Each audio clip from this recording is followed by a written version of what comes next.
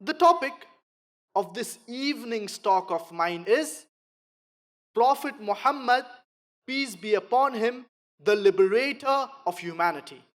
I started my talk with the quotation from the glorious Quran from Surah Anbiya, chapter number 21, verse number 107. وَمَا أَرْسَلْنَاكَ إِلَّا رَحْمَةً لِلْعَالَمِينَ, that we have sent thee not but as a mercy to all the worlds, as a mercy to all the creatures, as a mercy to the whole of humanity.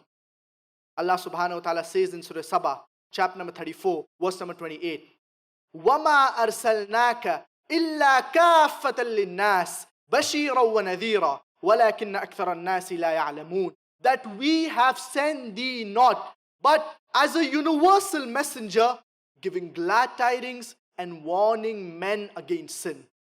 But most of them they did not understand. Since Prophet Muhammad, peace be upon him, he was the last and final messenger, he was not sent only for the Muslims or only for the Arabs. But Prophet Muhammad, peace be upon him, he was sent for the entire humanity. And I would like to share with you an incident of Suhail bin Amr. Suhail bin Amr, he was sent by the Quraysh to negotiate with the Prophet ﷺ before the Treaty of Hudaybiyah. Now Suhail bin Amr, he was an international negotiator.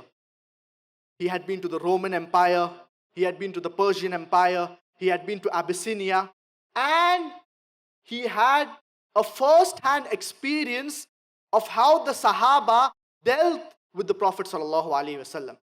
Now Suhail bin Amr, when he returns back to the Quraysh, he tells them that I have seen the Roman Empire, I have seen the Persian Empire, I have seen the Empire of Abyssinia, but I have not seen any followers love and respect their leader so much the way the Sahaba love and respect the Prophet Muhammad, peace be upon him.